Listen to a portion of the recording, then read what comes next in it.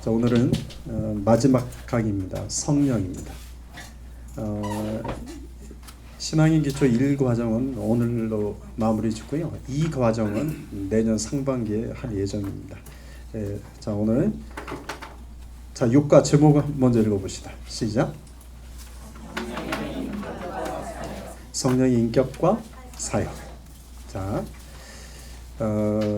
요한복음 14장 16절을 보면 예수님께서 공식적으로 성령에 대해서 이렇게 말씀하셨어요. 같이 한번 읽어봅시다. 시작.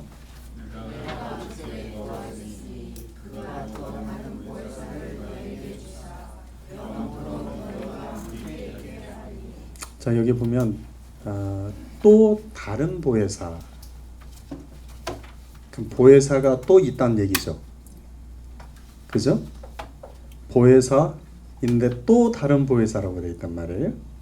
보혜사라는 뜻이 그럼 뭘까요? 보혜사가 무슨 뜻이죠? 자, 보혜사라는 뜻이 원어를 보면 파라클레토스라는 단어인데, 이 단어는 파라라는 전치사와 칼레오라는 동사의 합성어입니다. 이 파라라는 전치사는 어떤 뜻이냐면 옆에 또는 함께라는 뜻입니다. 칼레오라는 뜻은 어떤 뜻이냐면 부르다 또는 돕다 또는 대신 강구해주다, 뭐 그런 뜻입니다. 그러니까 보혜사라는 뜻을 그대로 이야기하면 무슨 미닝이 돼요? 돕는 자 또는 대언자, 협조자, 또 상담자, 위로자, 중보자.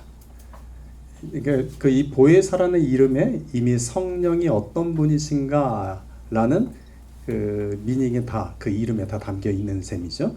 그런데 예수님께서 이렇게 말씀하셨단 말이에요. 또 다른 보혜사라고 했단 말이에요. 그러면 성령 이전의 보혜사는 누구였을까요? 성령 이전의 보혜사는 누구를 의미해요? 예, 그냥 하나님, 예수님, 성령님 그냥 막 말씀하셔도 다 맞아요. 그냥 삼위 하나님이시니까. 자, 구약 시대에는 하나님의 성부 하나님의 강조가 됐죠. 성부 하나님이 우리를 향한 보혜사가 되셨어요. 근데 신약 시대에 들어서 누가? 예수님이 우리를 향한 보혜사가 되셨고, 이제 또 다른 보혜사를 이제 이 시대에 보내주신 거예요. 그분이 누구였다? 자, 그러면 우리에게 보혜사는 하나님도 되시고 성자도 되시고 성령도 되시는데, 신약 시대에는 예수님이 또 다른 보혜사라고 칭한 분은 성령님 한 분이니까 우리가 일반적으로 보혜사는 그냥 성령님으로 이해하고 그리고 넘어갑시다. 자, 성령 세례와 성령 충만의 차이점은 뭘까요? 성령 세례와 성령 충만의 차이점.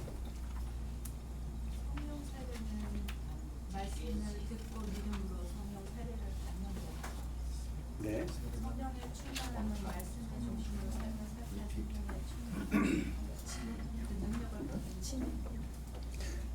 네, 맞습니다. 맞아요.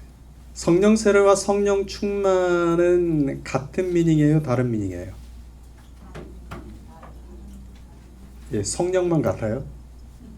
근데 성령 세례와 성령 충만은 다릅니다. 자, 이제 그 차이를 우리가 공부하면서 좀 더 배워보기로 하고, 하나 더 질문하죠. 나와 성령이 함께 하시는 것을 어떻게 할 수 있습니까? 나와 성령이 함께 하시는 것을 어떻게 할 수 있을까요?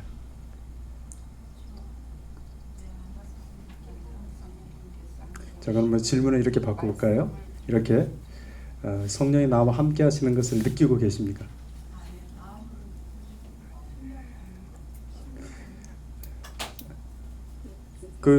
지금 책망하는 시간 아니에요. 티칭하는 시간이니까 그냥 이야기 쭉 하시면 돼요. 괜찮아요. 성령이 나와 함께 하신 것을 느끼고 계십니까? 네? 성령이 그러면 나와 함께 한다는 거 어떻게 할 수 있을까요? 느낌으로.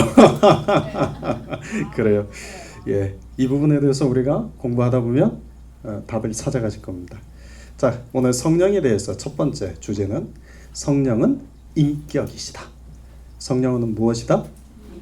인격이시다.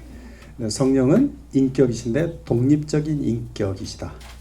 요한복음 14장 17절에 보면 이 성령을 가리켜서 인칭대명사, 그러니까 지시대명사를 쓰지 않고 인칭대명사로 써서 성령을 표현합니다. 모두 몇 번 성령을 인칭대명사를 써서 표현하고 있는지 숫자 한번 세볼래요? 요한복음 14장 17절. 자, 몇 번입니까? 이거 숫자 세는 거 어려우세요? 몰랐어요. 죄송합니다. 어렵구나. 그러네. 노란색도 있고만. 눈부시는구나.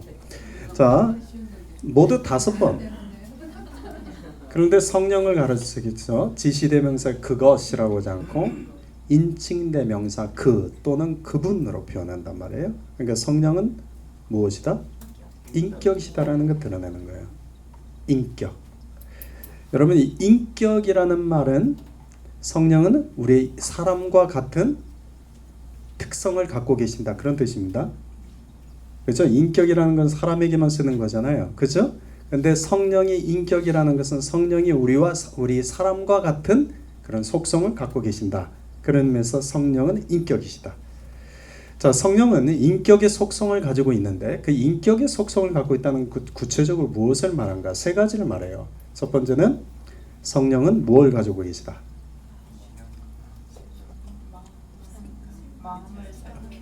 그냥 제목 읽으세요. 첫 번째 뭐예요? 지능을 갖고 계신다. 로마서 8장 27절에 보면 마음을 살피시는 이가 성령의 생각을 아신다. 고린도전서 2장 10절에 성령은 모든 것, 곧 하나님의 깊은 것까지도 통달하신다. 통달하신다는 뜻이 뭐예요? 통달하신다는 것은 다 하신다, 헤아리신다, 그런 뜻이죠.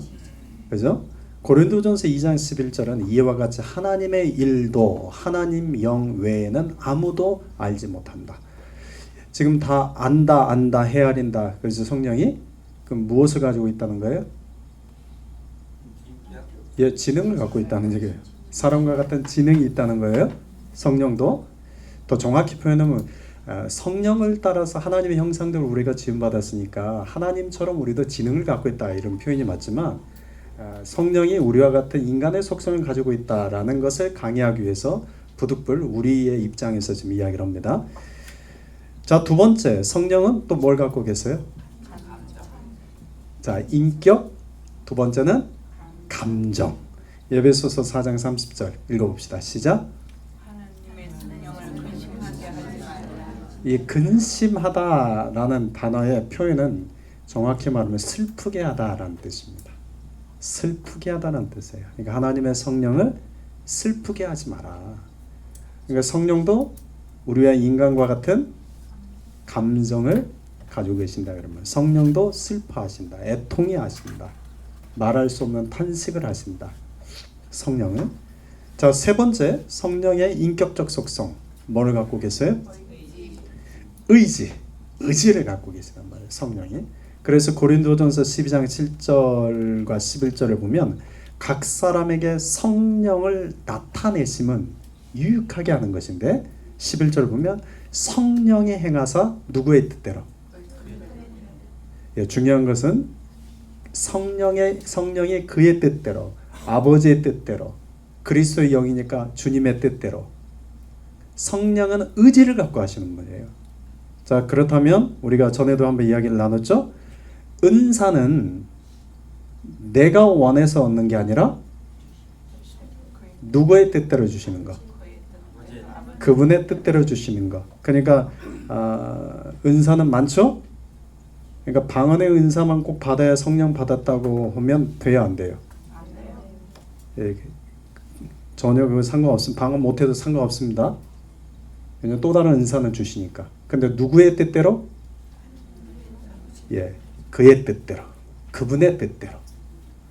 성령이 사도행전 13장 2절에 보면 성령이 이르시되 내가 불러시키는 일을 위하여 바나바와 사울을 따로 세우라 하시니. 이게 누가 지금 지시하고 계세요?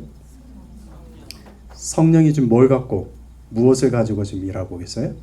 그분의 뜻, 의지를 가지고 일하시는 거예요. 자, 인간이 인격을 가졌다는 것은 이 세 가지를 말합니다. 인간은 지능이 있고 또 감정이 있고 의지. 이걸 지정의라고 하죠. 성령이 인격을 갖고 있다는 것이 역시 똑같이 뭘 갖고 있다? 우리와 같은 지정의를 갖고 계십니다. 그러니까 성령님도 우리와 같은 정을 갖고 계시니까 화 나실 수 있죠? 그죠? 그죠? 우리처럼 슬퍼하기도 하시고 때로는 낙심도 하실 수 있죠? 예. 지정의. 이게 성령의 인격적 속성이다. 정리하면 이와 같습니다. 성령의 인격적 속성은 지능, 감정, 의지. 이걸 지정의라고 한다. 자, 여기서 성령에 대해서 교재에 없지만 성령은 인격체로서 응답될 수 있다. 이거 사람과의 관계성 속에서 응답될 수 있어요.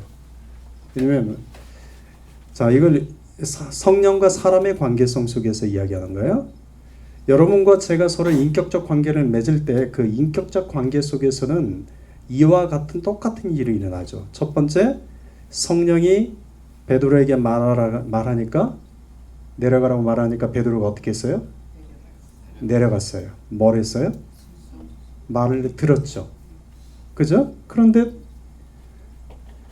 사도행전 7장 51절을 보면 이런 경우도 있네요.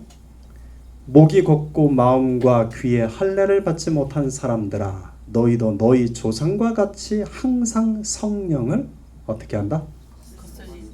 성령을 거스른다. 이 말은 성령을 거절한다.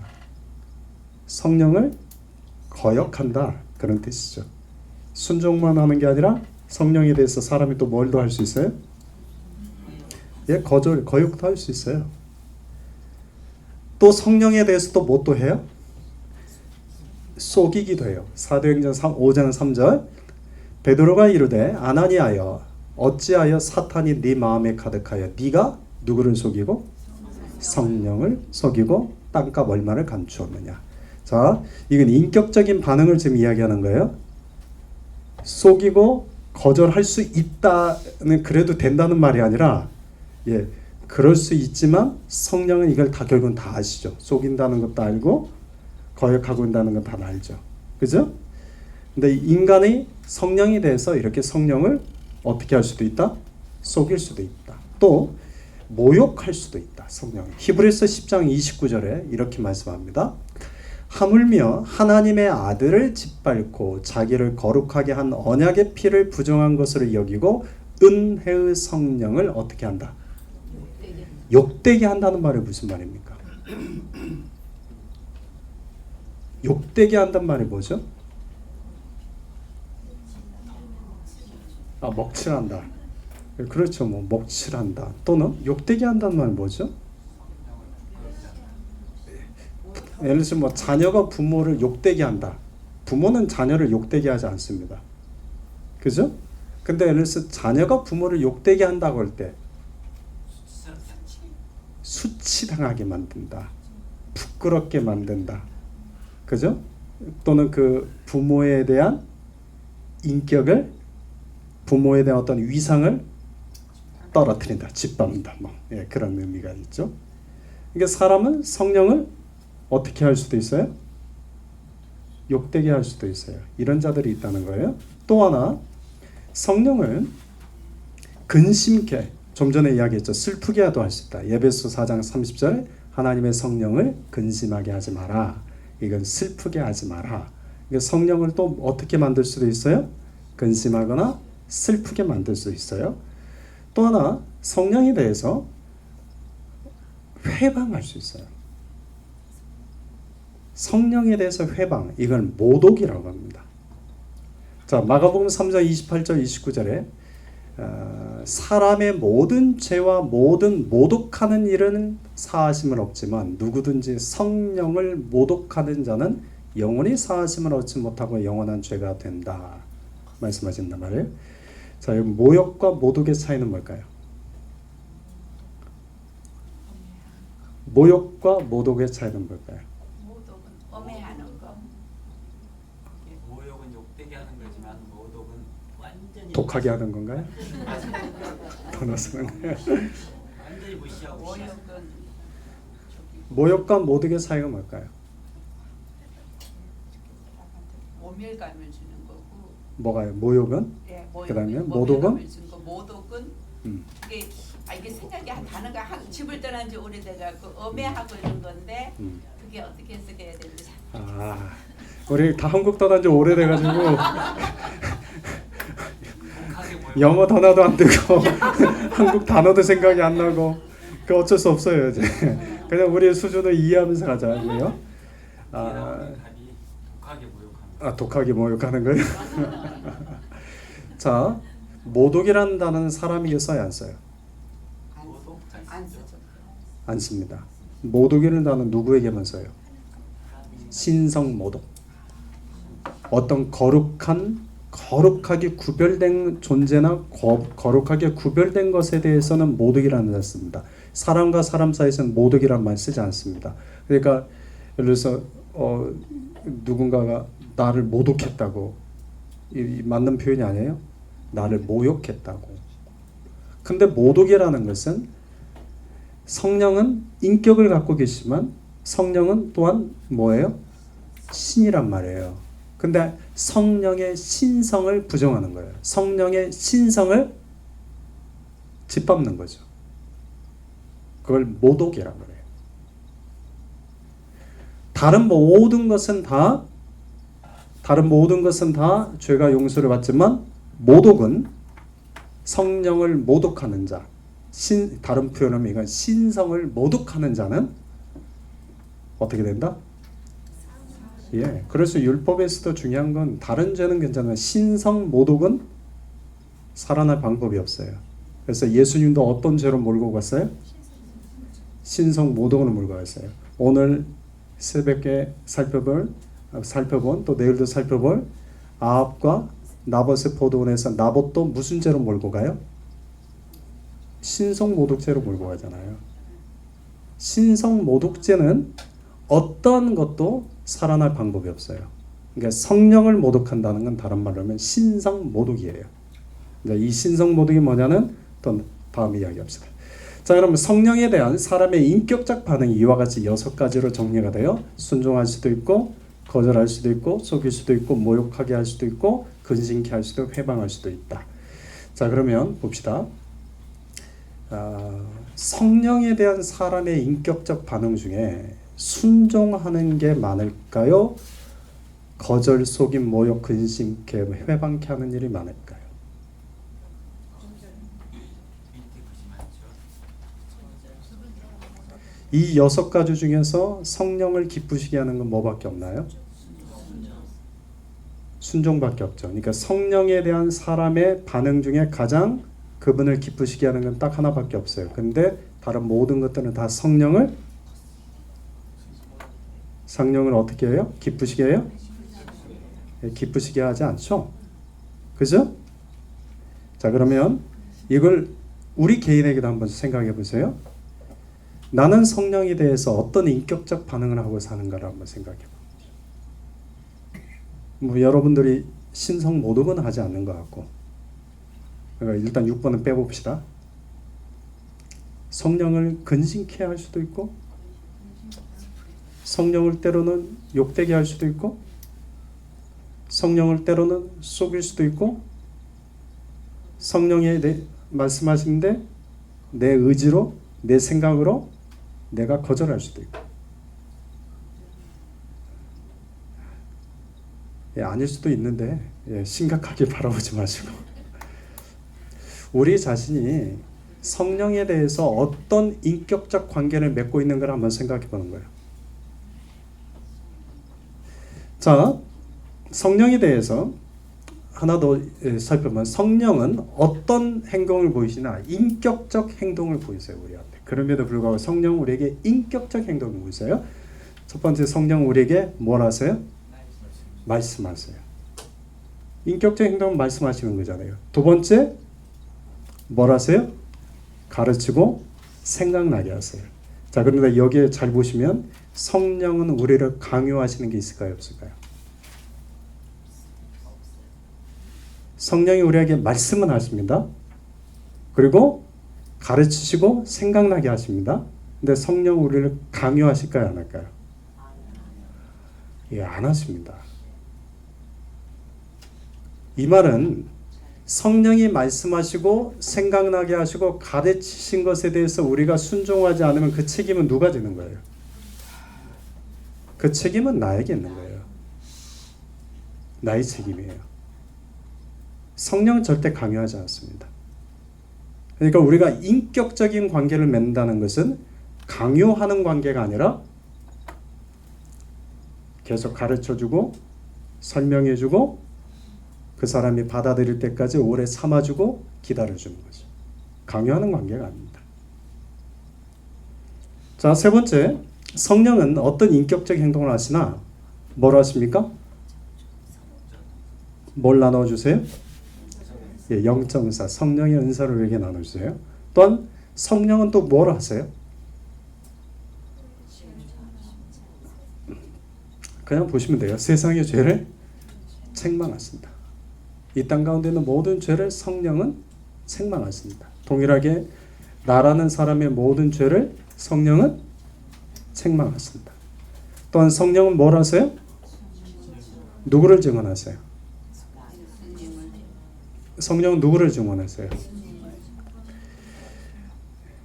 나를 증언하시죠. 누구를 증언하세요? 예, 예수님을 증언하시죠. 그죠? 성령은 예수님을 증언하세요. 자, 그렇다면 성령의 사람은 결국 누구에게 가까이 갈 수밖에 없어요. 성령의 은사를 받은 사람은 결국은 누구를 위해서 그걸 쓸 수밖에 없어요.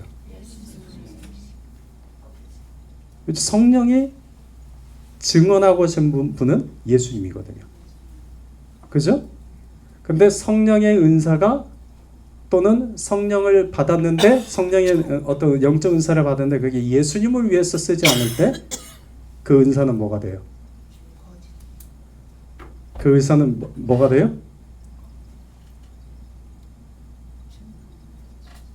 그 예수님이 그러셨어요. 마태복음 7장에서 이 불법을 행하는 자들아, 내가 주의 이름으로 귀신도 쫓아냈고 내가 주의 이름으로 무수히 많은 능력을 행했는데, 그러니까 예수님 뭐라고 하셨어요? 이 불법을 행하는 자들아. 그러니까 성령은 그리스도를 증언하신 영이다. 또한 성령은 어떤 인격적 행동을 해서 우리에게 헤아리게 하세요. 헤아리게 하세요. 알게 하신다는 거예요. 하나님의 뜻도 알게 하시고 주님의 뜻이 무엇인지도 알게 하시고 알게 하세요. 깨닫게 하세요.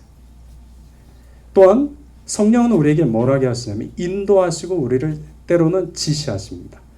6절 7절 사도행전 16장 6절 7절에 이렇게 되어 있죠. 성령이 아시아에서 말씀을 전하지 못하게 하셨다. 또한 7절에 보면 예수의 영이 허락하지 아니하셨다. 나 앞에도 처음에 말씀드렸지만 만약에 바울이 이 성령의 인도와 지시를 어겼다면 어떻게 되었을까요?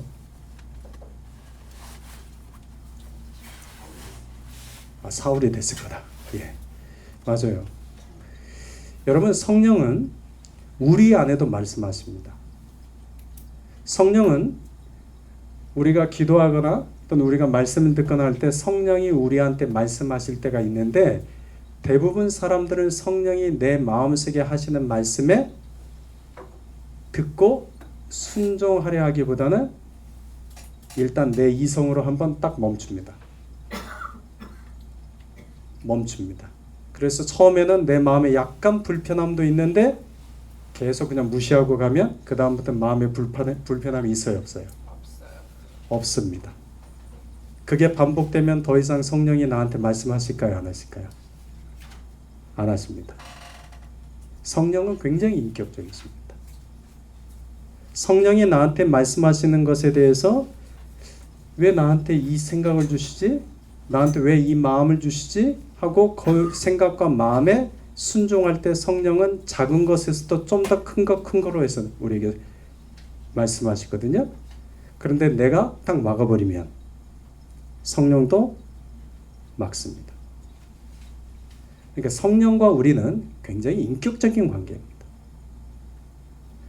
자, 성령의 인격적인 행동 7가지 이야기 있죠. 자, 이제 두 번째. 성령은 이제 인격이라면, 자, 이제 성령은 두 번째. 제목 읽어봅시다. 시작. 성령은 무엇이다고요? 자, 성령은 좀 전에 인격에 대한 이야기를 했어요. 이제 성령은 하나님이시다. 하나님의 신성에 대한 이야기를 합시다. 자, 성령이 하나님이시라고 한다면 성령의 하나님이신 속성이 있겠죠? 그분의 속성들은 어떤 것이 있을까요? 뭐 이것은 우리가 하나님의 속성, 예수님의 속성 하면서 이미 훑어봤으니까 그냥 따로 더 이야기하지 않겠습니다. 전지성, 현재성, 영원성, 진리성 등등. 자, 성령이 하나님이시라는 증언들이 있습니다. 자, 고린도후서 3장 17절 성령이 하나님이심을 말씀하신 핵심 구절입니다. 같이 한번 읽어볼까요? 시작. 주는 영이시니 주의 영이 계신 곳에는 자유가 있느니라. 아멘. 주는 영이시다. 하나님은 영이시다. 자, 성령을 속이는 것은 누구를 속이는 것이라고 했죠? 사도행전 5장 3절 4절 아나니아와 삽비라 이야기에서 너희가 성령을 속이고, 근데 그 성령을 속인 게 누구에게 한 거다? 사람에게 한 것이 아니라 하나님에게 한 것이다. 이건 그런 성령이 하나님이시라는 증언이죠. 자, 성령에 대한 신적 칭호 호칭들이 있습니다. 한 4가지 정도 보면 성령에 대해서 요한일서 5장 6절에 보면 성령을 무슨 영이라고 해요? 예, 진리의 영이라고 합니다. 또 로마서 8장 2절에 보면 성령을 무슨 영이라고 해요?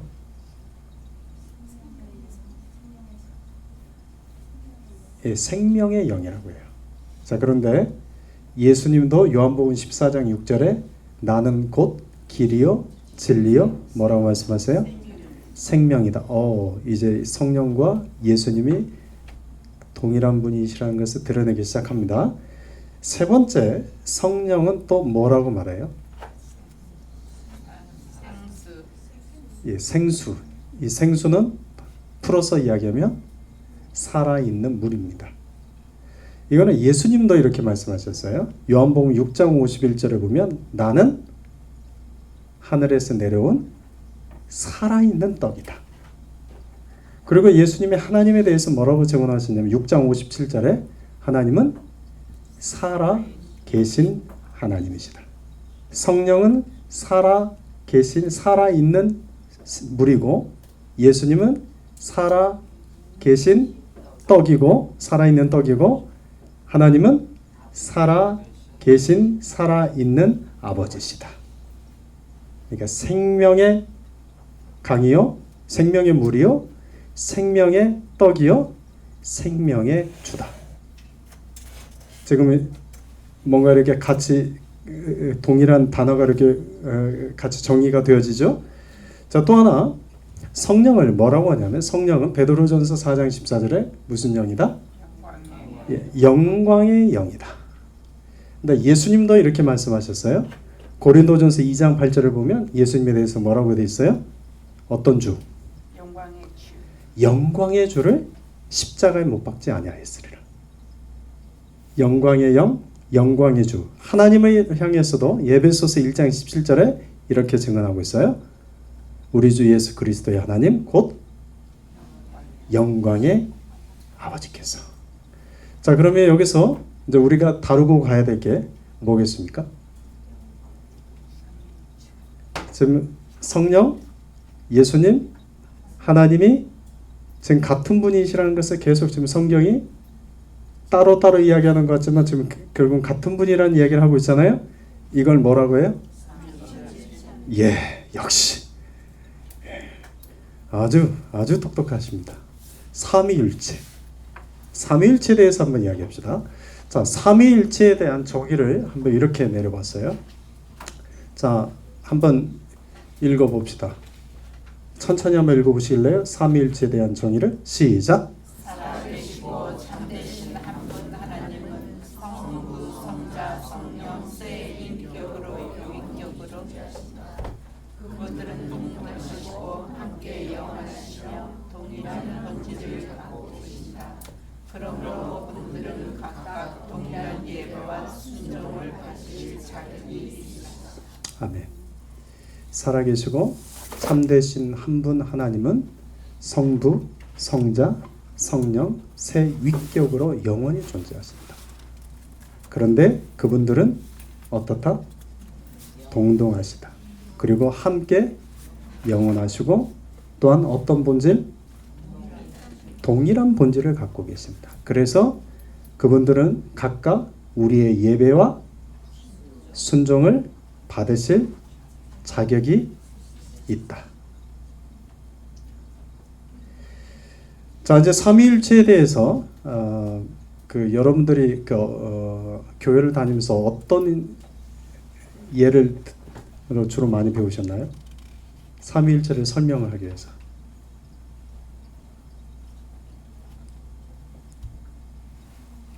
새 인격이신데 하나님의 그 본질을 가지고 공유하시는 그런 식으로. 이걸 사람들에게 이성적으로 논리적으로 이해시키기 위해서 들은 예들이 있죠. 어떤 예들이 있죠? 하나님 창조하시고 예수 그리스도 구원하시고. 아니 그 펑션 기능 말고 삼위일체를 사람들에게 설명하기 위해서 어떤 예화를 들죠. 한 번도 안 들어보셨어요? 뭐 이렇게 그런 얘기는 뭐 예를 들면 뭐 삼위일체면 마치 물이 물이 이렇게 딱딱해지면 뭐예요? 고체가 되고 얼음이죠. 근데 이게 만약에 녹으면 뭐가 돼요? 액체가 되고 이게 날아가면 뭐가 돼요? 수증기가 기체가 되죠. 그래서 삼위일체 하나님은 그렇게 같은 분인데 이렇게 된다. 이런 예도 있고 또 어떤 예들이 있어요? 이런 예 안 들어보셨어요? 처음 들어봐요. 예. 아니 저는 여러분들은 지금 최고의 학생들 같아요. 왜냐하면 이런 예를 왜 드냐면 도저히 논리적으로 이해가 안 되니까 이런 예를 들어서 이야기해 주는 거거든요. 근데 여러분들이 이런 예를 들지 않아도 그냥 삼위일체가 확 와닿는 거 아니에요? 믿어지는 거 아니에요? 시간이 걸렸죠. 그러니 얼마나 시간이 걸렸죠. 시간이 좀 걸렸어요. 근데 그런 이제 제가 이야기하고 싶은 건 뭐냐면 그런 예들은 그게 정확하지는 않아요. 그걸 삼위 하나님을 정확하게 설명하는 예는 아니지만 그래도 우리의 부족한 논리 속에서 그나마 좀 이해를 시키기 위해서 하나의 예화들이다 그 말을 하려고 한 거니까 뭐 그런 건 몰라도 상관없어요. 자, 삼위일체 하나님에 대한 핵심 구절을 이제 한번 잠깐 설명해 봅시다. 자, 일단 하나님부터 이야기하죠. 여러분 성경에서 하나님은 어떤 하나님이세요? 하나님은 유일하신 하나님이죠. 이사야서 43장 1절에 뭐라고 하시냐면 나의 전에 지음 받은 신이 있다 없다. 그런 나의 후에도 없다. 그러니까 하나님은 영원 전부터 영원 후까지 오직 한 분밖에 없다. 한 분밖에 없다. 이사야서 45장 22절에 나는 하나님이라 다른 이가 없다. 다른 이가 없다. 그러니까 오직 하나밖에 없는 하나님이세요. 그런데 이 하나님이 성경에는 복수로 표현된단 말이에요. 창세기 1장 20절 우리가 이미 많이 이야기했죠. 읽어볼까요? 시작.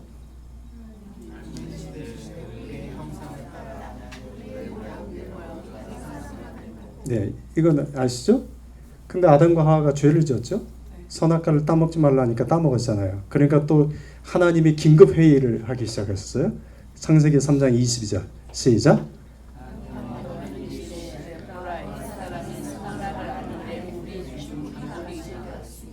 하나님은 온리가신데 유일하신 하나님이신데 하나님을 지금 단수로 표현하지 않고 복수로 표현하신단 말이에요. 그죠? 여기서부터 이제 삼위일체 하나님의 그림자가 그 안에 담겨져 있어요. 이게 이제 직접적으로 성경에 이제 이렇게 표현돼요. 하나님을 아버지 하나님. 요한복음 6장 27절 읽어볼까요? 시작. 인자는 아버지 하나님께서 인치신 자라. 하나님은 어떤 분이냐? 하나님은 아버지시다. 그리고 두 번째, 그러면 예수는 누구시냐? 디도서 2장 13절. 우리의 크신 하나님 구주 예수 그리스도. 예수 그리스도가 누구라고 해요? 하나님이라는 거예요. 그리스도 하나님. 요한복음 8장 58절에 예수님께서 이렇게 말씀하셨어요. 아브라함이 나기 전부터 내가 있다. 이 표현은 누가 하신 거예요? 이 표현인데 이 표현을 처음 누가 하셨어요? 하나님. 기억나세요? 이 표현을 처음 하나님이 하셨어요. 어디서? 나는 스스로 있는 자. 예. 출애굽기 3장 14절에서 모세가 호렙산에서 하나님 만났을 때 나는 스스로 있는 자다. 내가 있느니라.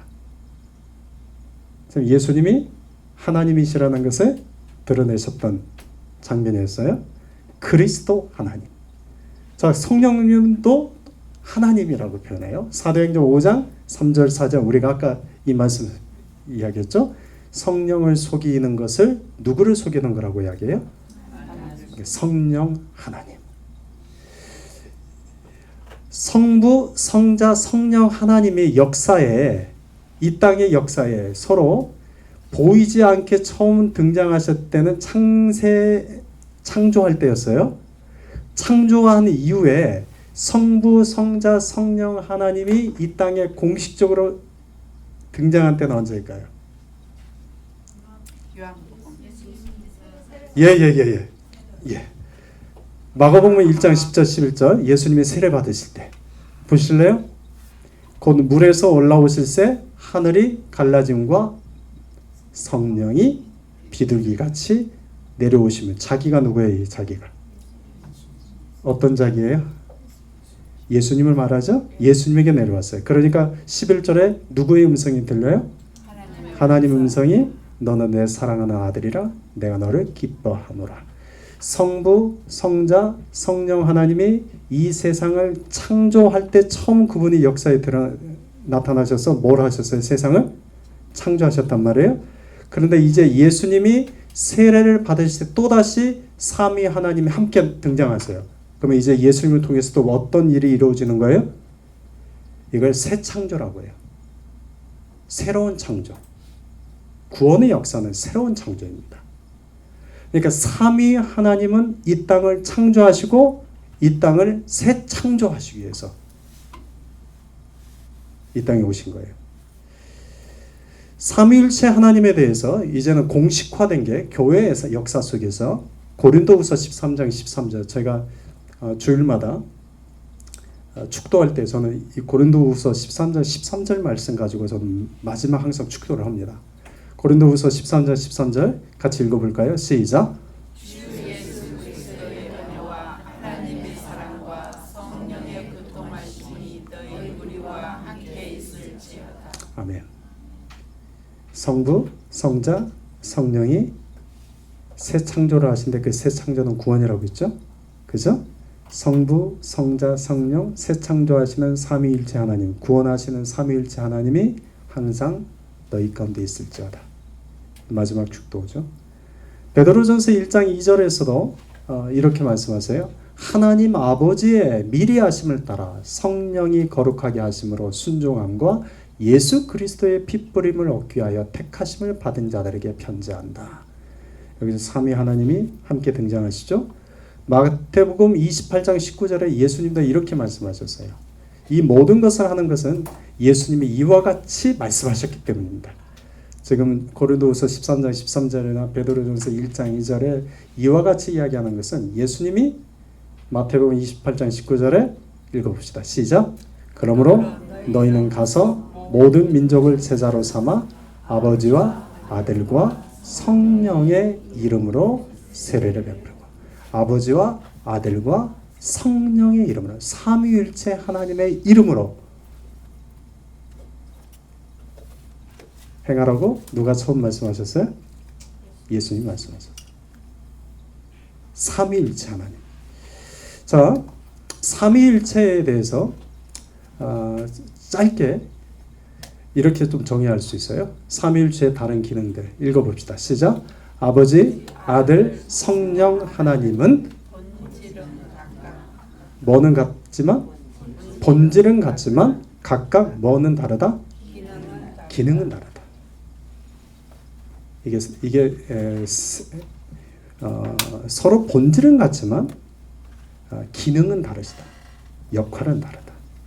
이게 삼위일체입니다. 자, 세 번째 성령의 사역으로 넘어가 봅시다. 우리 교재에 있는 성령 사역으로 넘어갑시다. 자, 성령이 하시는 사역이 어떤 것인가? 성령이 하시는 거 세 가지만 쌍깔 봅시다. 첫 번째는 성령은 뭘 하신다? 창조하신다. 시편 104편 30절에 주의 영을 보내사 그들을 창조하사. 성령은 우리를 무엇 한다고요? 창조하신다. 그래서 지면을 새롭게 하신다. 또 성령은 우리에게 무엇을 하신다? 말씀을 하신다. 예언 말씀을 하신다. 베드로후서 1장 20절 21절 먼저 할 것은 성경의 모든 예언은 성경의 모든 말씀은 사서로 읊을 것이 아니라 이 예언은 말씀은 언제든지 사람의 뜻을 낸 것이 아니라 오직 성령의 감동하심 받은 사람들이 하나님께 받아 말한 것이다.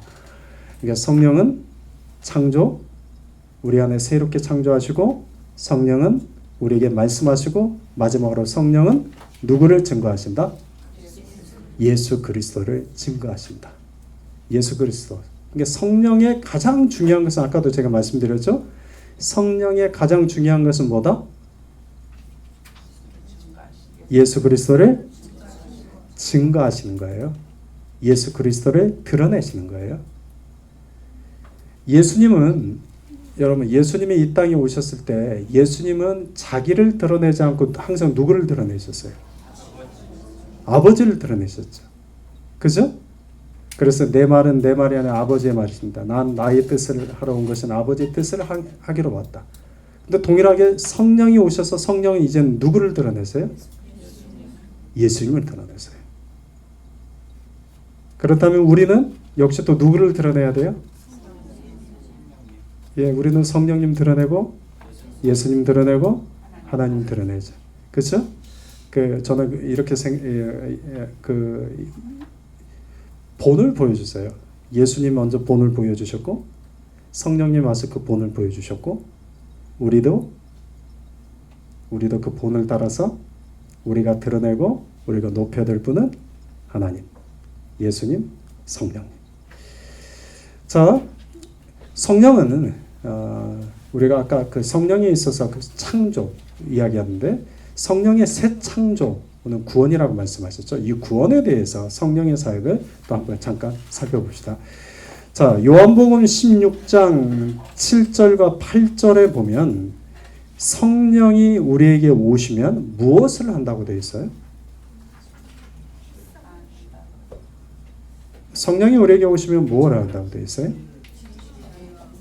세상의 죄에 대해서 책망하신다. 책망하신다는 무슨 말이에요? 야단친다? 예, 그렇죠. 야단친다. 또 무슨 뜻이 있을까요? 예, 혼낸다. 좀 혼나야죠. 예, 또 무슨 뜻이 있을까요? 책망한다는 것은? 찔리게 하신다. 예, 얼마만큼? 예, 그런 책망이라는 뜻 갖고 있는 단어 중에 하나는 정죄 판결하신다는 뜻이 있습니다. 네가 죄인이다라고 판결하신다는 뜻이 있습니다. 그러니까 너희가 유죄다. 너는 유죄다라고 판결하신다는 뜻이 있습니다. 그러니까 세상의 죄라는 것은 세상의 죄를 성령이 어떻게 하세요? 판결하시는 거예요. 죄라고.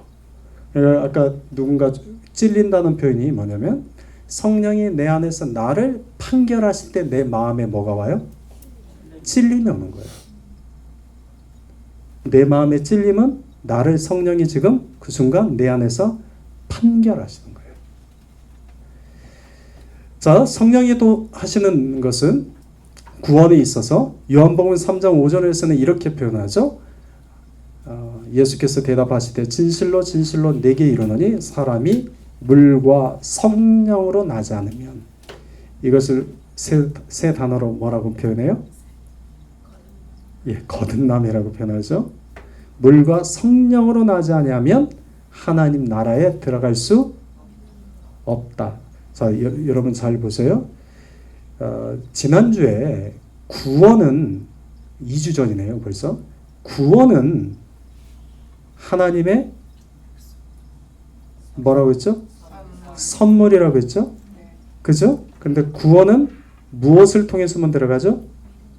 믿음을 통해서만 들어가는데 그 믿음도 하나님의 선물이라고 했죠? 그죠? 하나님 나라에 들어가는 것은 누구를 통해서? 누가 나를 도와주세요? 성령이 도와주세요. 그러니까 성령의 도움을 힘입지 않으면 하나님 나라에 들어갈 수 없다. 자, 우리가 그러면 내가 성령이 있는지 없는지를 또 확인해 보자. 고린도전서 12장 3절 같이 읽어봅시다. 시작.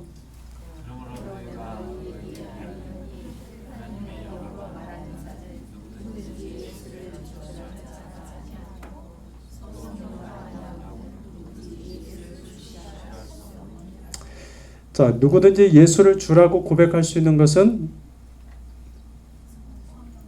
누가 하시는 거라고요? 예수님을 내가 주라고 고백할 수 있는 것은 내 의지가 아닌 내 안에 누가 하시는 거라고요? 성령이 하시는 것이다. 성령이 아니하고서는 누구든지 예수를 주라 할 수 없다. 또한 그 성령이 우리를 이제 새롭게 하시는 분, 디도서 3장 5절 6절에 보면 이렇게 되어 있어요. 우리를 구원하시되 우리가 행한 바 의로운 행위로 말미암지 않고, 그러니까 우리의 의로운 행위로 되는 것이 아니라 구원은 오직 그의 긍휼하심을 따라 중생의 씻음과 무엇을 따라? 성령의 새롭게 하심으로 구원하신다. 그러니까 구원은 전적인 누구의 선물이에요? 하나님의 선물이에요. 그러니까 우리는 공로가 들어갈 자가 아무도 없어요. 그러니까 우리가 남들보다 더 의롭게 산다 한들 그것이 우리에게 구원의 그것 때문에 우리가 구원을 받는 게 아니라는 거예요. 그죠? 분명히 말씀하셨어요. 그분의 긍휼하심을 따라 중생의 씻음과 성령의 새롭게 하심으로 하셨다. 또한 이 성령은 오늘도 믿는 자 안에 거하십니다. 우리 안에 거하시죠. 로마서 8장 9절 같이 읽읍시다. 시작. 만일 너희 속에 하나님의 영이 거하시면 너희가 육신에 있지 아니하고 영에 있나니 누구든지 그리스도의 영이 없으면 그리스도의 사람이 아니라. 여러분, 성령이 내 안에 없으면 누가 아니라고요? 그럼 내가 그리스도인이라는 것은 내 안에 누가 있다는 거예요? 그리스도의 영, 성령이 계시다는 거죠. 그죠? 고린도전서 3장 16절에 그래서 바울이 고린도 교회에 이렇게 말씀했어요. 시작. 너희는 너희가 하나님의 성전인 것과 하나님의 성령이 너희 안에 계시는 것을 알지 못하느냐. 하나님의 성령이 너희 안에 계시는 것을 알지 못하느냐. 성령은 우리 안에 계세요. 자, 여기서 우리가 기억해야 될 건 성령은 지금 누구 안에 거하세요? 예, 성령은 어디에 계세요? 성령 어디 계세요? 우리 안에 계시는 예, 우리 각자 내 마음에 계세요? 성령 내 안에 계세요? 근데 아까 말씀드렸죠? 성령이 내 안에 계시지만 성령은 늘 나한테 말씀하세요. 그런데 내가 성령이 하시는 말씀을 작은 것 하나에 순종하기 시작할 때 내 안에 말씀하시는 그분의 음성은 더 크게 들어요. 자주 들어요. 그런데 그분이 나한테 말씀하시는 것을 내가 무시하다 보면 성령이 내 안에 계시지만 성령이 나한테 이제 말을 안 하세요.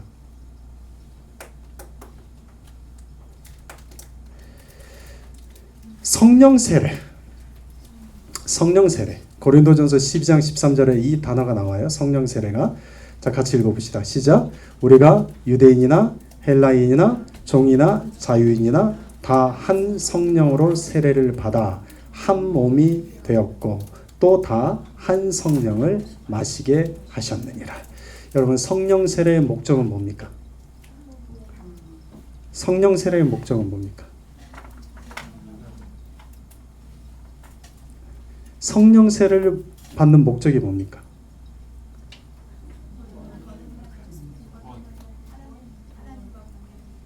제가 일부러 구분을 해놨어요. 말씀을 다 한 성령으로 세례를 받아 뭐가 돼요? 누구의 몸? 그리스도의 몸이 되는 거예요. 그리스도의 몸이 되는 거예요. 성령 세례는 그리스도의 몸을 되게 한다는, 그리스도의 몸이 의미하는 게 뭐예요? 교회죠. 교회는 그리스도의 몸이에요. 그러니까 성령 세례를 받은 자들의 모임이 뭐예요? 교회가 됩니다. 그런데 성령 세례를 받고 만약에 교회를 떠나선다면,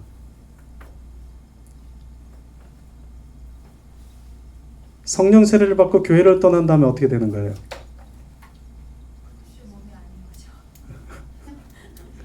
예, 내가 스스로 그리스도 몸에서 지체해서 떨어져 나가는 거죠. 예. 근데 성령 세례는 저는 이 부분을 잘 몰라서 그러거든요. 그러면 성령 세례는 세례를 따로 받는 거예요? 아니면 저는 그런 과정 자체를 잘 이렇게 용기 내서 말씀해 주셔서 고마워요. 모르는 건데 뭐요. 예. 고마워요. 그렇게 말씀해 주셔야 돼요. 어렸을 때 우리 처음에 그거는 성령 침례받고 뭐 물 속에 들어갔다 나오고 하는 거는 형식. 예. 자, 물 세례와 성령 세례가 있죠. 네. 물 세례는 보이죠 눈에. 물 세례는 성부, 성자, 성령의 이름으로 목사님이 죽고 시부님이 죽고 하는 베티즘 하는 거죠. 자, 성령 세례는 뭐예요? 마음의 하늘을 안 마시는 거죠. 아니 여러분 다 아시는 거예요 지금. 자, 손 들고. 성령 세례는 뭐예요? 성령님께서 내 안에 음. 임하시는 자, 그럼 내가 성령 세례 받았는지 안 받았는지 어떻게 알 수 있어요? 내가 예수를 내가 주로 시인하면 그럼 성령 세례를 받은 거예요? 예, right. 맞아요. 근데 왜 사람들이 많이들 너 성령 세례 언제 받았니? 언제 받았니? 성령 세례를 언제 받았냐 물으면 내가 성령을 인격적으로 처음 고백한 때를 말씀하십니다. 성령 세례를 받은 성령 세례는 물 세례를 받을 때 받는 사람도 있고, 어떤 사람은 예배 시간에 받는 사람도 있고, 어떤 사람은 찬양하다 받는 사람이 있고, 어떤 사람은 마켓 보다가 받는 사람도 있어요. 어떤 사람은 운전하다가 받는 사람도 있어요. 제가 그런 사람들 봤어요. 그냥 그럼 성령 세례는 내가 진짜 예수님을 내가 인격적으로 만날 때 정말 인격적으로 성령님을 만날 때 그럼 그게 세례네요? Right. 근데 뭐 그렇게 사람들이 거창하게 얘기해요? 궁금했어요. 예, 말씀 잘하셨어요. 자, 그래서 그다음 이제 이걸 봐야 돼요. 성령 세례와 성령 충만. 자, 성령 세례는 딱 한 번만 있어요. 딱 한 번이에요. 성령 충만은요? 날마다네. 예, 날마다 반복해야 돼요. 자, 그런데 금지해야 할 말이 있어요. 성령에게 명령하는 말은 여러분 하면 안 돼요. 이건 성령을 아주 비인격화시키는 거예요. 그런데 성령을 비인격화시키는 말들을 많이 해요. 교회 안에서 예를 들면 너희에게 성령이 임할지어다. 목사님들이 많이 하시죠. 미안해요. 그래서 말하는 거예요 지금. 그래서 말하는 거예요. 여러분도 따라하지 말라고. 그게 맞는 게 아니니까 지금. 성령이 임할지어다. 성령을 임하게 하시는 분 누구예요?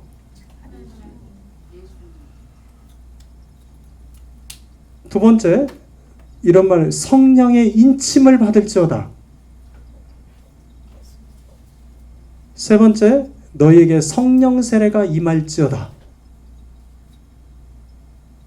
근데 목사님도 기도하시고 그래서 잘못됐다고 지금 말씀드리는 거예요. 목사님 근데 어떻게 그렇게 나온 거예요? 자, 자, 이건 어느 특정한 교단을 지금 결코 잘못됐다고 말하는 거 아닙니다. 근데 이와 같은 건 나온 것은 뭐냐면 저는 그 성령에 대한 몰이해가 오순절 교단에서부터 시작을 했어요. 그건 뭐냐면 오순절 교단은 성령을 먼저 받았어요. 경험을 엄청 뜨겁게 했어요. 그런데 성경보다 성령 체험을 더 강조했어요. 그러다 보니 사람들이 성령 체험을 강조하다 보니 성경보다는 자기 경험에 의존해서 성령 받아라, 성령의 인치심 받아라, 성령 세례 받아라 막 그랬단 말이죠. 그래서 한때 오순절에 대해서 이건 이단이다, 비성경적이다. 그러니까 조용기 목사님이 1990년대 말 2000년대 초에 뭘 하기 시작했냐면 이거 오순절의 성령은 당연히 뭐 다른 교회들은 이 성령을 너무 무시하니까. 근데 조 목사님은 성령을 그 잃어버린 교회 안에 성령 사역을 회복시켰단 말이에요. 그런데 문제는 신학이 없어. 성경을 몰라. 그래서 유능한 신학자들을 데려오기 시작했어요. 유능한 신학자를 데려다가 성령 신학에 대해서 다시 재조명을 했어요. 그래서 지금은 그 베데스다나 이런 그 순복음 신학교에서는 이와 같은 말은 하지 않아요. 그런데 이게 습관화돼 있어요. 이게 사람이 말이 한번 습관화가 되잖아요. 그러면 그거 계속 자기도 모르게 합니다. 그렇게 이해하시면 돼요. 지금은 오순절 신학이 그러지 않아요. 신학은.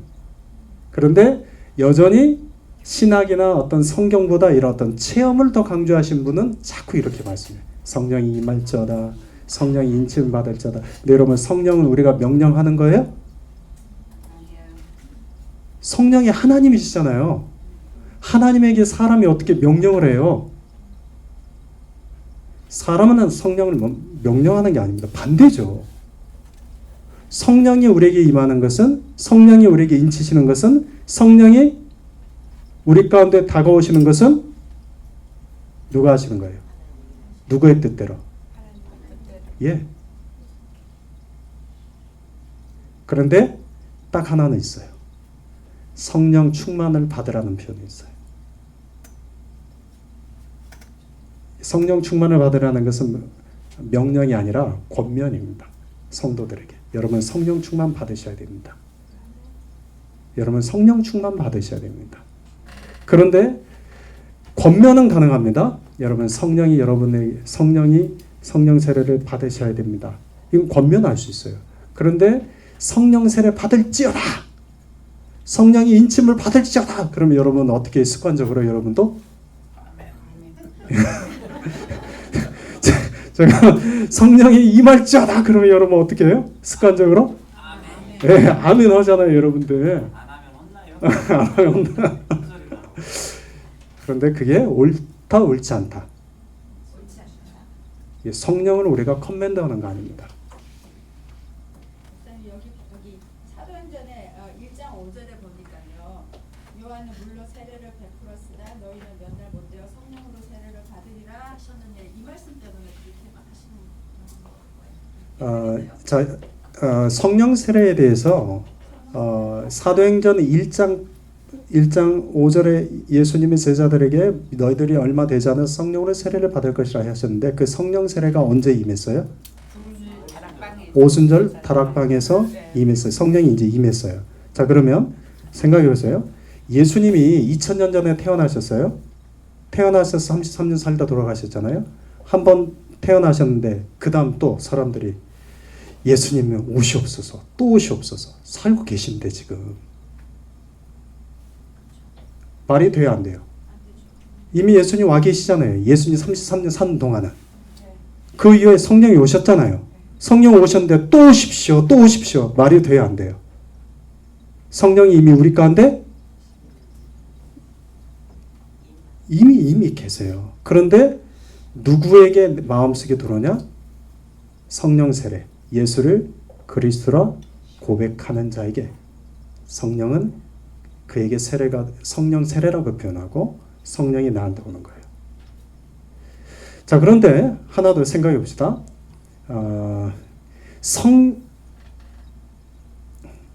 성령 충만과 성령 세례는 좀 달라요? 네. 다르다고 지금 말씀드렸죠? 네. 이걸 좀 이해하셨어요? 네. 확실하게? 네. 그러면 성령의 세례는 내가 받았어요, 안 받았어요? 받았죠. 받으셨어요, 안 받으셨어요? 그걸 어떻게 증거하시겠어요? 우리가 예수를 주라 시인했으니까. 예. 그러면 당신이 성령 세례 받은 날이 언제입니까? 성령 세례 받은 날이 언제냐? 날짜를 따져봐야겠네요. 예, 그걸 기억하는 분도 있고 기억하지 못하는 분도 있는데 성령 세례를 성령 체험으로 생각하는 사람들이 있어요. 어떤 성령의 강한 어떤 체험이 있어야 성령 세례라고 생각하는 분이 있어요. 그러지 않아요. 성령 체험과 성령 세례는 달라요. 이해가 되셨어요? 예, 성령 세례, 성령 충만은 그럼 뭐예요? 날마다 내가 예수 그리스도로 충만해지는 거. 예, 그러니까 성령 충만이 뭐예요? 그거죠. 말 예, 꽉 차는 거. 충만이라는 게 뭐예요? 차는 거. 풀차. 예, 풀차지. 예, 충만이라는 단어는 지배당하다는 뜻이 있어요. 충만은.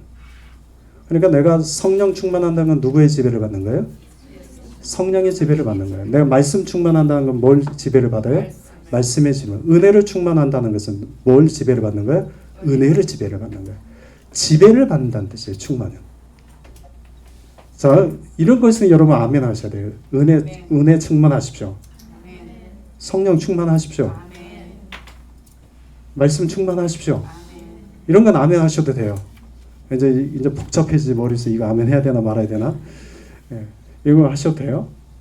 이제 성령 세례를 받을지어다. 성령 받을지어다. 여러분의 성령이 임할지어다. 그런 분들이 많이 계세요. 그러니까 하면 안 된다고요. 왜냐면 성령은 하나님이십니다. 성령 하나님이십니다. 사람이 아닙니다. 인간이 커맨드할 수 없습니다. 하나님에 대해서. 자, 계속 좀 넘어갑시다. 빨리. 성령의 인치심이라는 게 있어요. 성령의 인치심이라는 것은 무슨 뜻일까요? 구원에 있어서. 인치신다는 게 무슨 뜻이에요? 도장을 꽉 찍어놓는 거. 예. 도장 찍는다는 건 뭐예요?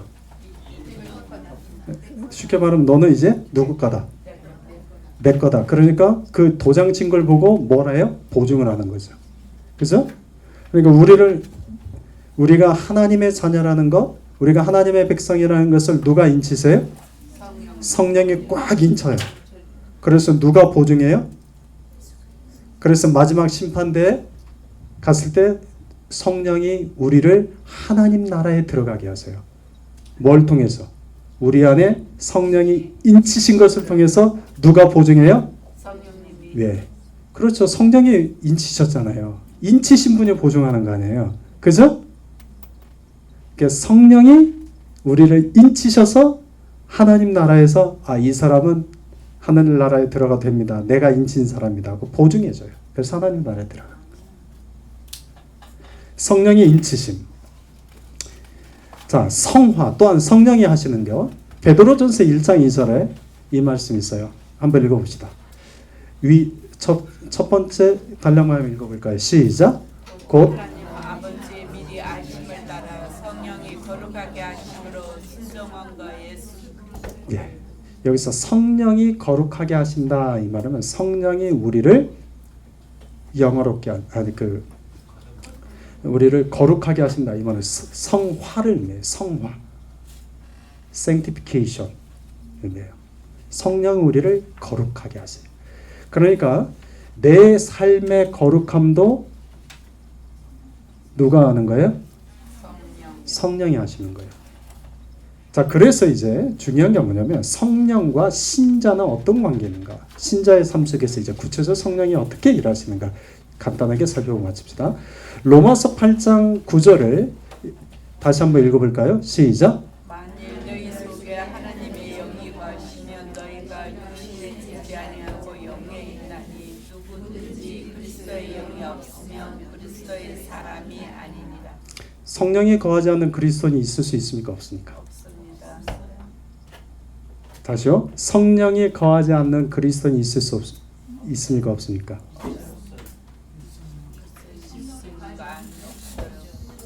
성령이 거하지 않으면 그리스도인이 아니죠. 자, 여기서 이제 그리스도인의 미닝을 참 그리스도인이 있고 무늬만 그리스도인이 있겠죠? 자, 참 그리스도인이라면 성령이 거하지 않는 사람이 있습니까? 없습니까? 없습니다. 무늬만 그리스도인이라면. 거하지 않아도 됩니다. 그래서 저는 이제 이렇게 구분해요. 그리스도인과 교인을 구분해야 돼요. 그리스도인과 교인은 달라요. 그리스도인은 성령이 인치신 사람, 예수를 그리스도 고백하는 사람. 그러나 교인은 교회에 등록한 사람. 등록하고 다니는 사람. 그러니까 누군가가 내가 예수 믿으니까 교회 다니지. 이 말이 맞지 않아요. 교회를 다닌데도 예수를 믿지 않는 사람 많아요. 성령의 인치심을 받지 못한 사람 의외로 많습니다. 교인과 그리스도인은 같다 다르다. 신자의 삶 속에서 성령의 또 다른 사역, 성령께서 구체적으로 우리의 삶 가운데 어떻게 하시는? 고린도전서 2장 12절 13절을 보면 어떻게 하고 계세요? 어떻게 하세요? 그냥 그 노란색 표시된 것만 읽으시면 돼요. 알게 하시고 뭘? 근데 뭘 알게 하세요? 하나님께서 우리에게 은혜로 주신 것들을. 자, 하나님께서 우리에게 은혜로 주신 것들을 알게 하세요. 자, 그러면 성령이 내 안에 충만하면 내가 가지고 있는 모든 것들이 하나님이 나에게 은혜로 주신 것들이구나라고 알게 돼요. 근데 성령이 충만하지 않으면 내가 얻은 거예요. 그렇죠. 다 내가가 되죠. 주어가. 성령이 내 안에 계시고 성령이 내 안에 충만하면 내가 가진 모든 것이 다 누가 주신 거다? 하나님이 은혜로 주신 것이구나라는 것을 알게 하시는 거예요. 자, 또 하나 성령은 우리에게 뭘 하게 하세요? 분별하게 영적인 것을 분별. 육적인 것과 영적인 것을 분별하게 해요. 어떤 사람은 이야기를 하다 보면 하나님은 성령이 이야기하다 보면 정말 말이 안 통하는 사람들 많아요. 경험해 보셨나요? 도저히 아무리 말해도 이게 못 알아듣는 분이 있어요. 그런데 성령이 인치신 사람은 성령의 사람은 말을 하면 알아들어요. 그러면 되게 편하죠. 제가 삼위일체를 따로 예를 들지 않아도 여러분들이 알아들으시는 것처럼 성령이 인치면 은혜를 이야기할 때 은혜를 알아들어요. 영적인 이야기를 하면 영적인 이야기를 알아들어요. 그런데 성령이 내 안에 인치지 않으면 또는 반대로 성령이 내 안에서 충만하지 않으면 전에는 은혜로 알았던 것들이 이제는 아무리 말해도 못 알아요. 자, 신자의 삶 속에서 주어진 권면이 있습니다. 성령과 관련돼서. 자, 에베소서 4장 30절. 자, 한번 읽어볼까요? 시작. 하나님의 성령을 어떻게 하지 마라? 근심하게 하지 마라. 에베소서 5장 18절에 뭐라고 되어 있어요? 오직 성령으로 충만함을 받으라. 또 데살로니가전서 5장 19절에 뭐라고 되어 있어요? 성령을 소멸하지 말라. 여러분, 성령은 소멸될까요? 소멸되지 않을까요? 소멸됩니다. 누구 안에서? 우리 안에서. 내 안에서 성령이 소멸되면 어떻게 될까요? 예수님을 떠난 사람이죠. 힘들죠. 맞아요. 성령 소멸된 사람은 마음이 강팍해집니다. 이런 성령은 소멸될 수 있습니다. 교회 안에서 싸워본 적 있어요? 네. 고마워요. 그대는 하나님의 복이 함께 하시고. 아멘. 여러분 교회에서 싸워본 적 있죠? 그때 교회에서 싸운다는 것은 다 이유가 있고 다 명분이 있습니다. 그런데 싸울 때 그 사람의 마음 상태는 어떨까요? 내 생각밖에 없죠. 성령이 그 마음속에 소멸되고 있어요. 그때는 하나님도 모를 텐데요. 예, 그래요. 누가 뭐라고 했나요? 일반적인 얘기를 한 거예요. 교회 안에서 예를 들어서 목사도 싸우죠. 네. 장로도 싸우죠. 권사도 싸우죠. 안수집사도 싸우죠. 뭘 안 싸우는 것처럼 다들. 사탄마귀와 싸우는 것밖에 없어요. 아멘. 그냥 부끄러운 얘기지만 목사들도 잘 싸웁니다. 이 총회 같은 데 가면 아주 부끄러운 건데 잘 싸웁니다. 근데 한 가지 확실한 거 있어요. 싸울 때는 그 마음속에 뭐가 없다. 성령이 소멸되고 있다. 성령이 소멸된 사람은 싸울 수밖에 없습니다. 왜냐하면 육과 혈이 나오니까 계속. 근데 성령이 충만하면 참죠. 일단 하나님하고. 네, 예. 영과 예수님이에요. 그러니까 저도 요즘 좀 성령 충만이 필요해요. 저도 요즘 성령 충만이 좀 필요해요. 성령 충만 받을지어다. 아멘. 그건 제 아내가 해야 돼요, 저한테. 제 아내가 저한테 해야 돼요. 성령 충만 받을지어다. 자, 이 모든 것을 자 보세요. 성령을 근심케 하고 또 성령을 소멸케 하는 것은 결국 뭐 때문에 그럴까요? 죄 때문입니다. 한마디로 하면 죄가 그렇습니다. 죄. 이 죄는 내 안에서 하나님으로부터 나를 멀어지기도 하지만 이미 성령의 인침을 받고 우리가 성령 세례를 받고 성령이 내 안에 거하지만 죄는 내 안에 있는 누구를 몰아내요? 성령을 몰아내요. 성령을 소멸케 해요. 성령을 근심케 해요. 그러니까 이 죄는 여러분 우리가 싸워야 될 부분입니다. 이거. 근데 이 죄는 저는 죄를 짓는 건 이해는 합니다. 하나님도 이해하실까요? 이해 안 하실까요? 아니요. 착각하시는데요. 많은 분들이 하나님은 죄는 이해 안 하십니다. 죄인은 하나님이 기회를 주시고 계속 기다리지만 죄는 이해하지 않으십니다. 하나님은. 그러니까 회개하면 도를 받아들이셔야지. 여러분 하나님은 죄를 이해하는 게 아니라 죄인을 이해하시죠. 그죠? 죄를 이해하지 않습니다. 그러면 죄로부터 나를 지키는 방법. 이건 다른 말은 자 갈라디아서 5장 16절 읽어봅시다. 시작. 너희는 성령을 따라 행하라. 그리하면 육체의 욕심을 이루지 아니하리라. 자 이제 중요한 그냥 이제 끝나갑니다. 성령을 따라 행하라. 누구를 따라 행하라? 이 성령을 따라 행하는 것이 성령 충만입니다. 자 그런데 먼저 이것부터 봅시다. 성령 충만이 아닌 것. 여러분 성령 세례는 성령 충만입니까 아닙니까?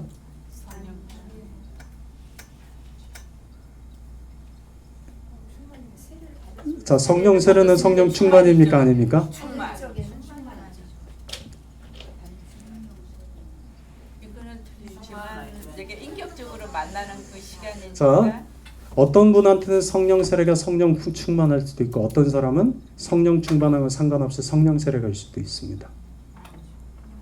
예, 사람마다 좀 다릅니다.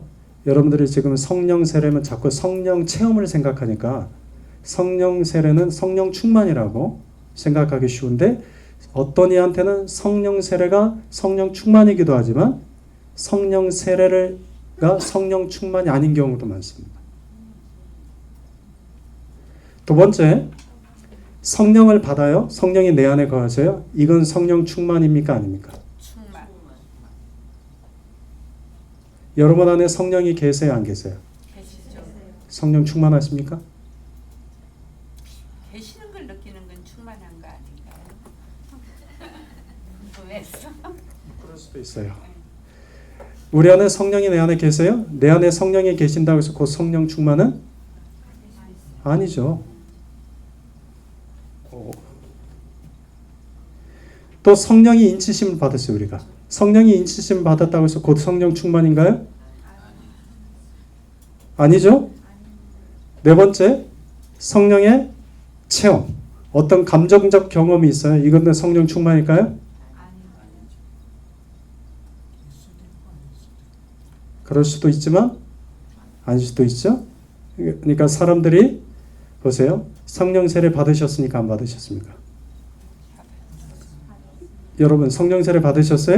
네. 성령이 내 안에 계세요? 안 계세요? 계셔요.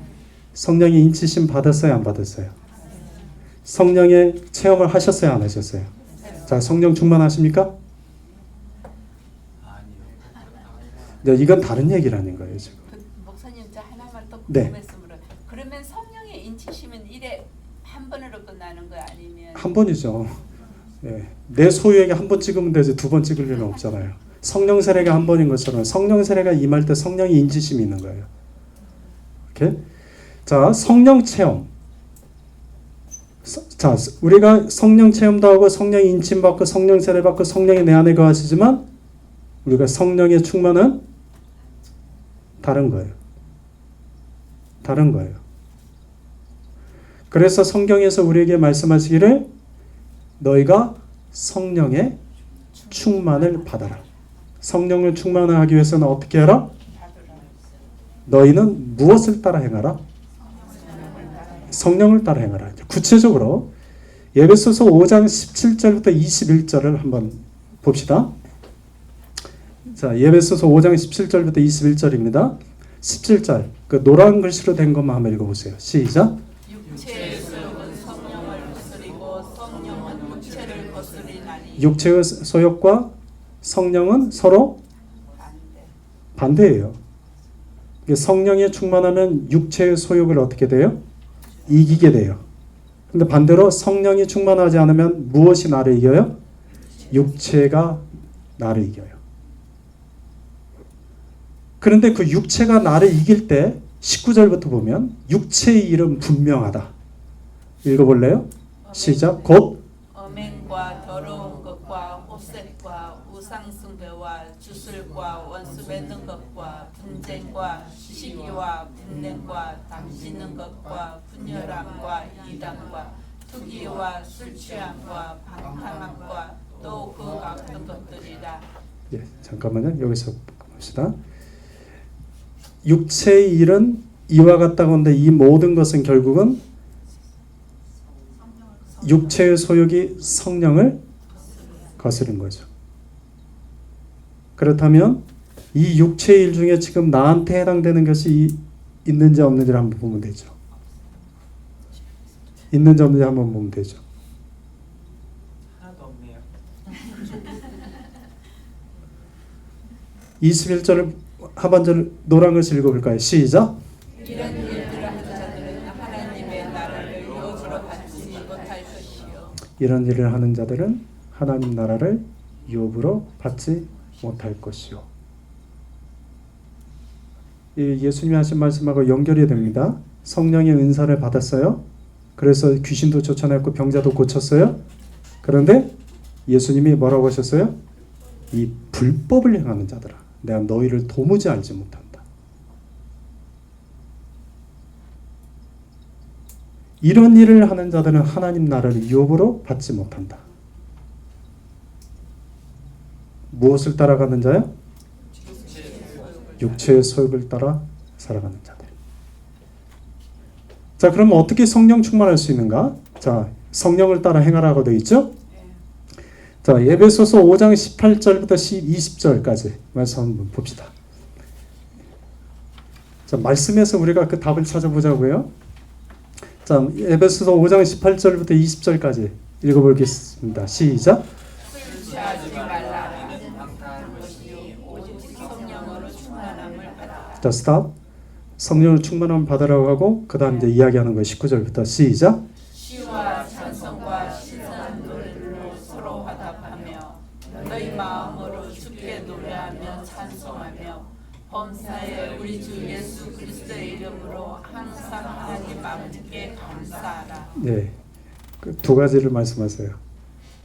첫 번째 성령 충만한 어떻게 성령 충만하는가? 첫 번째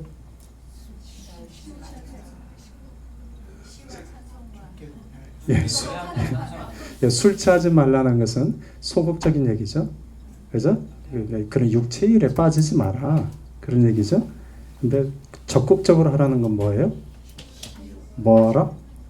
한마디로 하면 서로 시와 노래들을 서로 화답하고 주께 노래 찬송 한마디로 주님을 찬양하라. 늘 찬양하라. 여러분 그래서 찬양이 참 중요합니다. 정말 찬양이 중요합니다. 찬양이 너무 중요해요. 그러니까 늘 찬양을 들으셔야 돼요. 찬양. 그리고 찬양하셔야 돼요. 듣기만 하지 말고 찬양을 하십시오. 찬양할 때 성령이 내 마음에 나를 사로잡아요. 또 하나 뭐래 하라고요? 20절에 예수 그리스도의 이름으로 항상 하나님 아버지께 뭐하라? 여기서는 예수 그리스도의 이름으로 하나님께 감사하라, 기도하라. 감사, 기도하라. 찬양과 기도에 대한 말씀하시는 거예요. 또 하나 골로새서 3장 15절 17절에도 이 비슷한 말씀합니다. 자 15절 여기 보면 감사를 몇 번 반복하고 있습니까?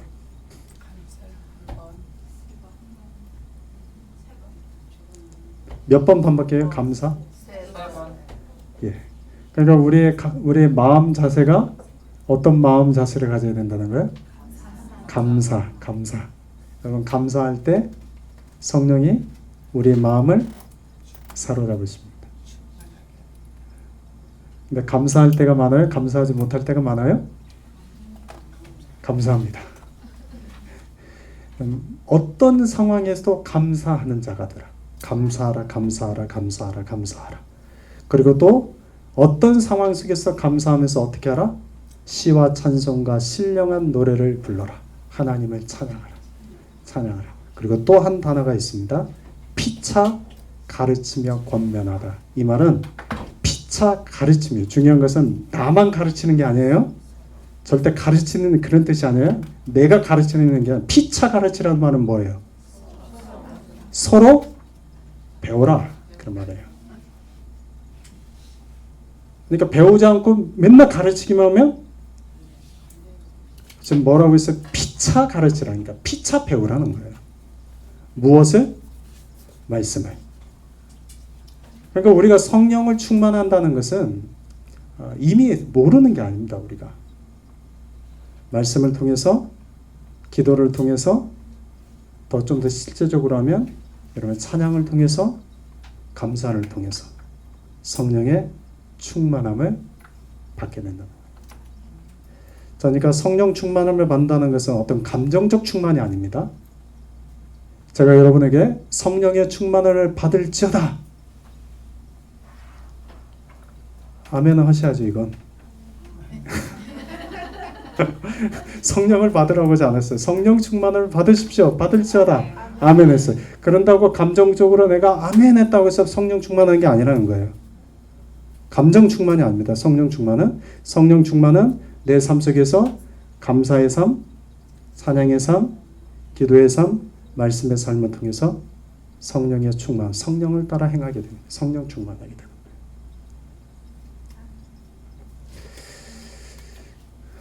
자, 마지막. 자, 끝났습니다. 성령 충만 때 맺게 되는 열매.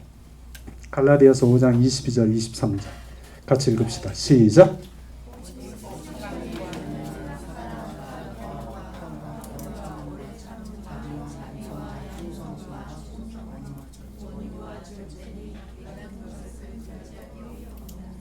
자, 이 모든 9가지는 누구의 열매라고 되어 있어요?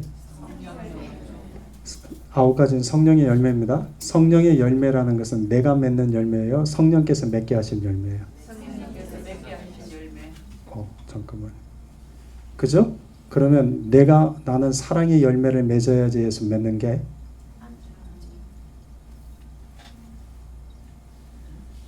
내가 사랑의 열매를 맺어야지 해서 맺는 게 나는 절제 열매를 맺어야지 해서 맺는 게 yes. 이건 성령의 열매는 성령이 내 안에 맺게 하신 열매입니다.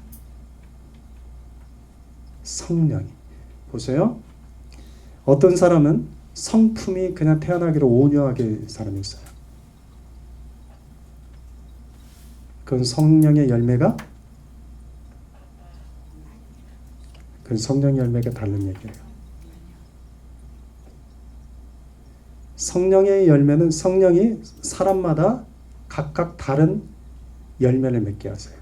물론 이 9가지 열매를 다 맺게 하시는 경우도 있지만 대부분은 사람마다 부족한 부분을 맺게 하세요. 그걸 나를 다루세요. 예수님께서 이렇게 말씀하셨어요. 우리를 나중에 아는데 무엇을 통해서 안다? 내가 그들을 열매로 알지어다. 무엇을 통해서 안다? 그 열매는 어떤 열매예요? 저는 이 성령이 맺게 하신 성령의 열매라고 생각을 해요. 성령의 열매, 내 안에 맺어진 성령. 다시 말하면 성령의 열매를 맺힌다는 것은 내 삶이 변화되고 있다는 증거겠죠. 그죠? 내가 예수님 믿고 성령의 인치심을 받고 성령 충만하면 내 삶이 변화가 되어가는 거죠. 변화가 되어갈 때 내 삶에 맺어진 열매들이 성령의 열매요. 예수님이 그 열매를 통해서 내가 너희들 알지어다. 말씀하신 거죠. 우리 안에 이런 성령의 열매를 맺어가는 자들이 됩시다. 아멘. 예. 자, 질문. 못하는 아입니다. 어디요?